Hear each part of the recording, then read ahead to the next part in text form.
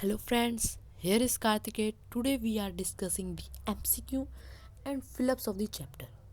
मैं आपको बता देता हूँ कि इससे पहले मैंने इस चैप्टर के शॉर्ट समरी और एक्स्ट्रा क्वेश्चन डिस्कस किए हैं. उसका लिंक आपको डिस्क्रिप्शन में मिल जाएगा, तो आप वहाँ से पढ़ लीजिएगा. Let's start our topic. First we will discuss the multiple choice questions. First, while examining a thin slice of cork, Robert Hooke saw that the cork resembled in structure of honeycomb, bark of a tree, C of structures floating, D irregularly shaped boxes. मतलब Robert Hooke ने thin slice of कॉक को examine करते हुए क्या देखा? Structure of honeycomb, bark of a tree, या उसने कुछ स्ट्रक्चर फ्लोट करते हुए देखे, या उसने कुछ बॉक्सेस देखे इनरेगुलर शेप्ड के. इसका आंसर आएगा स्ट्रक्चर ऑफ हनीकॉम, क्योंकि उसने ना तो बार्क ऑफ अ ट्री देखा, ना उसने कुछ स्ट्रक्चर फ्लोट होते हुए देखा, ना उसने कुछ बॉक्सेस को इरेगुलर शेप में देखा. उसने हनीकॉम का एक स्ट्रक्चर देखा था. Second, dash plays a crucial role in detoxifying many poisons in liver of vertebrates. A RER, B SER, C lysosomes, D Golgi pets.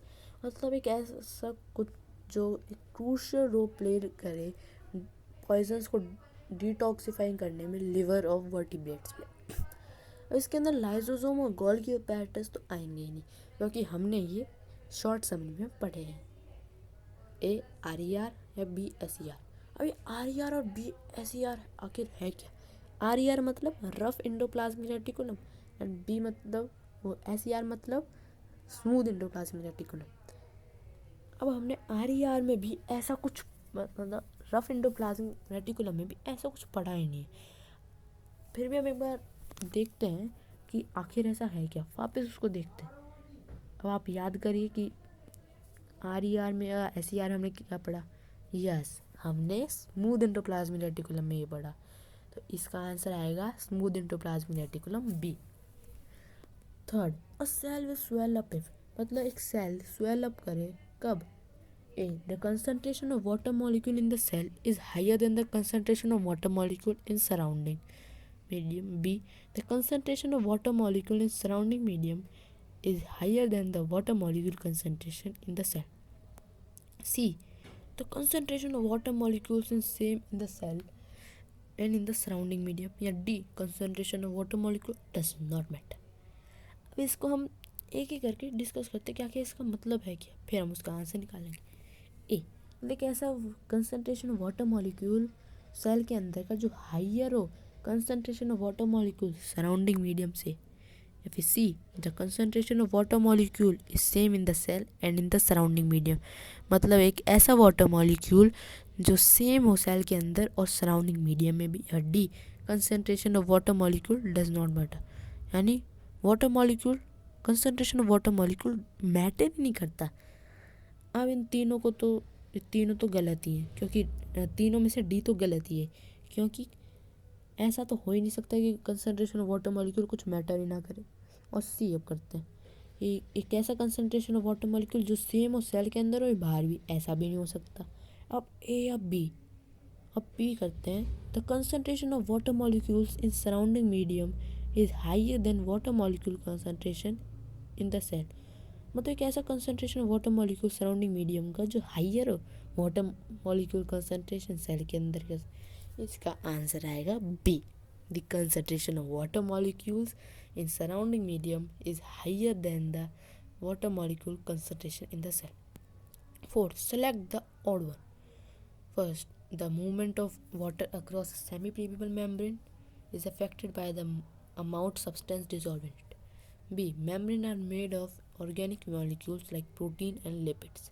C. Molecules soluble in organic solvents can easily pass through the membrane. या D. Plasma membrane contains chitin sugar in plants. अब हम इनको एक एक करके पढ़ते हैं. A, the movement of water across a semi permeable membrane is affected by the amount substance dissolve in it. मतलब एक ऐसा वाटर का मूवमेंट सेमी प्रीमेबल मेम्ब्रेन के अंदर जो कुछ अमाउंट ऑफ सब्सटेंस को डिसॉल्व करने पे अफेक्ट हो जाए वो. या फिर B,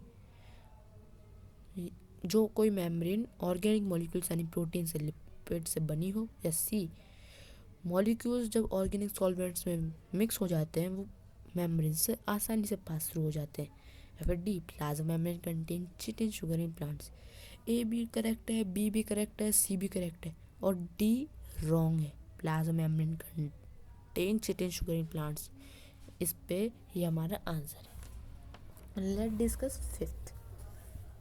the only cell organelle that present in prokaryotic cell is, मतलब एक ऐसा सेल ऑर्गेनल जो सिर्फ प्रोकैरियोटिक सेल में ही प्रेजेंट हो। ये क्वेश्चन मैंने एक्स्ट्रा क्वेश्चंस में भी दिया था पर ये थोड़ा सा अलग है। उसके अंदर आपको बताया था कौन कौन से प्रोकैरियोटिक सेल में प्रेजेंट होता है, इसके अंदर बताना है इनमें से कौन सा प्रेजेंट होता है। A, mitochondria no, C, plastid no, D, lysosomes no, B, ribosomes. Sixth, organelle other than nucleus containing DNA.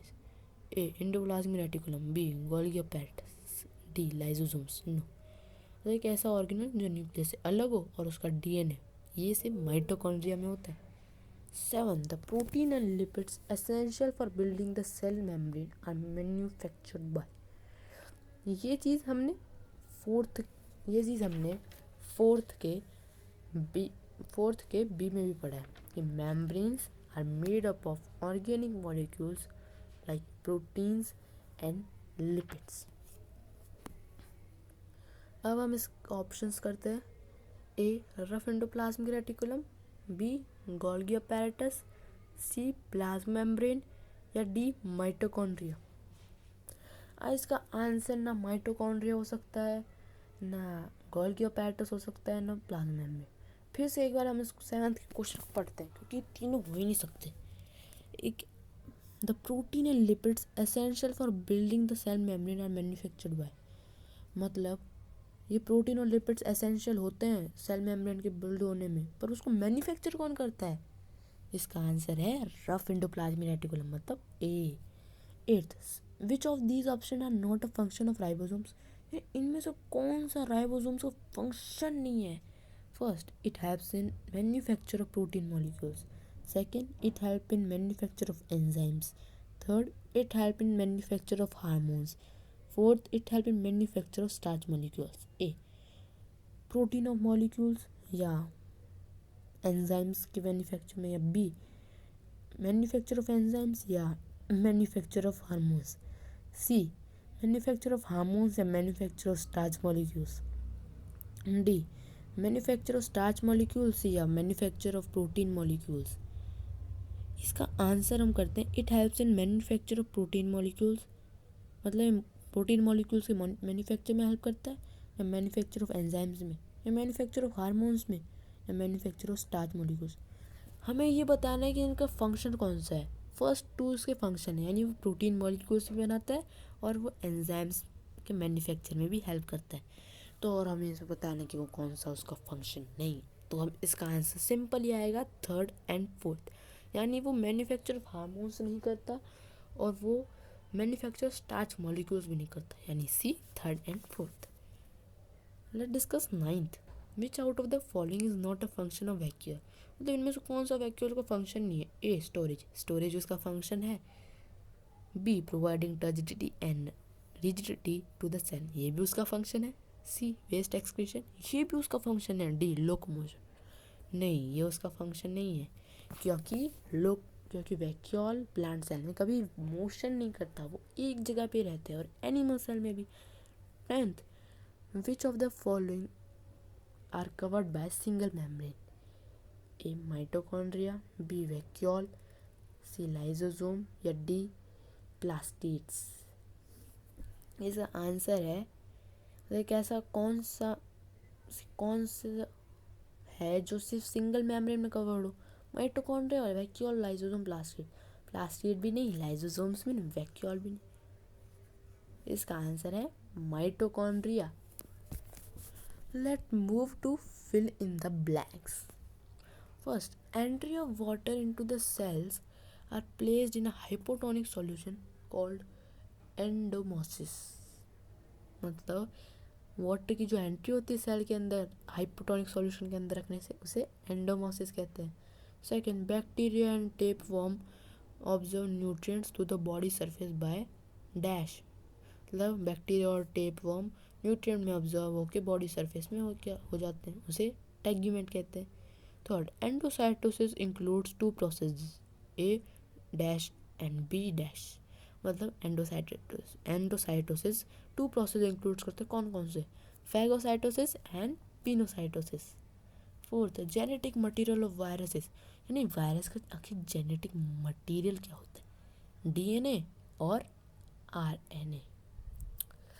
अब हम इसके आंसर की, आप प्लीज़ इसकी देख लीजिए, ये इसकी आंसर कीज है। अगर आपको ये वीडियो अच्छी लगी हो तो प्लीज़ इसे लाइक कीजिए, कमेंट कीजिए, और अगर आप हमारे चैनल पर नए हैं तो इसे सब्सक्राइब कीजिए। Thank you and have a nice day.